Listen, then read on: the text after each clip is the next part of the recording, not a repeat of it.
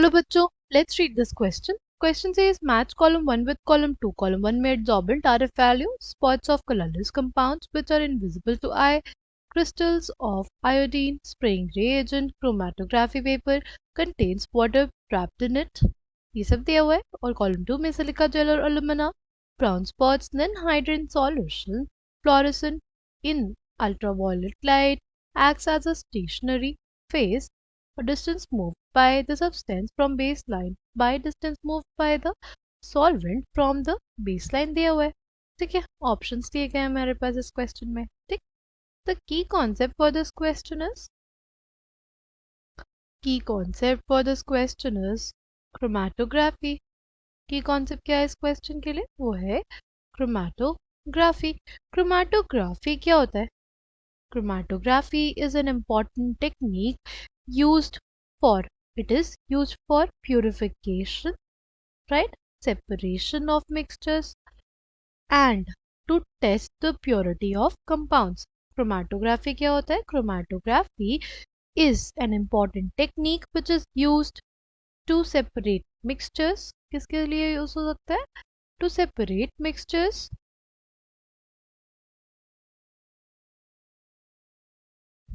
right? और किसके लिए? वो बेसिकली हमारे पास यूज हो सकता है to purify compounds, to purify compounds and किसके लिए यूजफुल हो सकता है? And to test the purity, to test the purity. इन सब के लिए कौन सी टेक्निक यूज होती है? क्रोमैटोग्राफी टेक्निक यूज होती है. बात करते हैं क्रोमैटोग्राफी की, तो हमारे पास दो टाइप की क्रोमैटोग्राफी होती है. एक होती है एडजॉर्प्शन क्रोमैटोग्राफी, एक होती है हमारे पास एडजॉर्प्शन क्रोमैटोग्राफी, और दूसरी हमारे पास होती है क्या? पार्टीशन. दूसरी हमारे पास होती है पार्टीशन क्रोमैटोग्राफी. ठीक है, एडजॉर्प्शन क्रोमैटोग्राफी के लिए हम लोग समझेंगे किसको? के लिए समझेंगे थिन लेयर क्रोमैटोग्राफी को, राइट. एडजॉर्प्शन क्रोमैटोग्राफी में आता है हमारे पास थिन लेयर क्रोमैटोग्राफी. ठीक है, इसमें क्या होता है? इसमें एक ग्लास प्लेट ली जाती है, राइट. इसमें क्या किया जाता है? एक ग्लास प्लेट ली जाती है, उसके ऊपर क्या लगा दिया जाता है? सिलिका की कोटिंग लगा दी जाती है. सिलिका या किसकी? अलुमिना की कोटिंग लगा दी जाती है, राइट. ये जो सिलिका और अलुमिना होते हैं, these are adsorbents as the name suggest. Adsorption chromatography, इसमें क्या होगा? एडजॉर्प्शन होगा. ठीक है, तो ये जो ग्लास प्लेट थी जिस पे हमने सिलिका या अलुमिना लगाया, उसको क्या कर दिया जाता है? उसको बेसिकली एक सॉल्वेंट में डिप कर दिया जाता है, राइट. और फिर जो हमारे पास मिक्सचर हमें सेपरेट करना है, वो एक पॉइंट पे लगा दिया जाता है, राइट. फिर ये जो सॉल्वेंट होता है वो क्या होता है? It moves upwards. ये जो सॉल्वेंट है, सिंस इट मूव्स अपवर्ड्स, ये जो सॉल्वेंट है हमारे पास जैसे जैसे ऊपर की तरफ बढ़ेगा, वैसे वैसे ही जहाँ पे हमने मिक्सचर लगाया था ना in the form of a dot, उसका सेपरेशन हो जाएगा, क्योंकि इसके जो डिफरेंट कंपोनेंट्स होंगे वो डिफरेंट डिस्टेंस ट्रैवल करेंगे इस सॉल्वेंट के साथ, राइट. ये जो मिक्सचर है हमारे पास, राइट, ये जो हमारे पास मिक्सचर है, इसमें बहुत सारे कंपोनेंट्स होंगे और इस सॉल्वेंट के साथ वो बेसिकली डिफरेंट डिस्टेंसेस को ट्रैवल करेंगे. और फिर on the basis of distance travelled हम लोग बता सकते हैं कि कौन कौन से कंपोनेंट्स थे हमारे पास.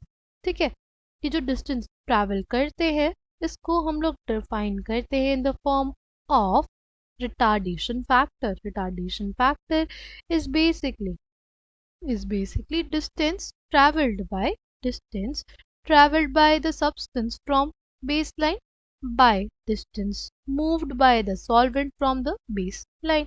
जो हमारे पास बेस लाइन होती है, हमारे पास जो बेस लाइन है, राइट, उससे कितना ज़्यादा सॉल्वेंट मूव किया, ठीक, और कितना ज़्यादा हमारे पास कोई सब्सटेंस मूव किया, उसका रेशियो होता है, right. Ratio of distance traveled by the substance by the distance traveled by the solvent itself. ये हमारे पास क्या होती है? ये हमारे पास कहलाती है thin layer chromatography, right. Suppose हमारे पास क्या है, ये हमारे पास आ गई बेस लाइन। अगर हमारे पास ये बेस लाइन है और हमारे पास ये हमारे पास कंपोनेंट है, तो ये जो डिस्टेंस होगी कि हमारे पास ये क्या आ जाएगी, ये जो डिस्टेंस है ये हमारे पास है सब्सटेंस की डिस्टेंस, और यहाँ पे सपोज यहाँ पे हमारे सॉल्वेंट की डिस्टेंस है, तो ये हमारे पास आ जाएगी किसकी, सॉल्वेंट की डिस्टेंस। तो जितना सब्सटेंस मूव किया by the distance travelled by the solvent, उसको हम लोग बोलते हैं आर फैक्टर या बोलते हैं रिटार्डेशन फैक्टर। ठीक है, तो हमने देखा एड्सॉर्बेंट क्या होगा, एड्सॉर्बेंट हमारे पास सिलिका जेल या अलुमिना होगा। ठीक है, सिलिका जेल आपको याद होगा, आपके जो स्कूल बैग्स होते हैं, नए स्कूल बैग्स या बॉटल्स रहती है, तो आपने हमेशा देखा होगा उसमें एक पैकेट रहता है, उसमें क्या रहता है, एक बेसिकली एक छोटा सा पैकेट रहता है जिस पे लिखा रहता है सिलिका जेल। उस पे क्या लिखा रहता है, उस पे लिखा रहता है सिलिका जेल। ये क्या रोल प्ले करते हैं, these substances adsorb when these substances are adsorbents। ठीक है, इनके सरफेस पे क्या होता है, adsorption होता है। ठीक है, तो ऑप्शन ए का पी हो जाएगा हमारे पास, और ऑप्शन बी का क्या हो जाएगा, ऑप्शन बी का हमारे पास यू हो जाएगा। ऑप्शन ए का पी, ऑप्शन बी का यू किस में दिया हुआ है, हमारे ऑप्शन वन में दिया है। फिर अगर नेक्स्ट बात करते हैं, नेक्स्ट हमारे पास हो जाएगा क्या, नेक्स्ट हम लोग बात करते हैं कि हमारे पास तो कुछ ऐसे कंपोनेंट्स होते हैं जो कलरलेस होते हैं, हमारे पास कुछ ऐसे कंपोनेंट्स होते हैं वो क्या होते हैं, कलरलेस होते हैं।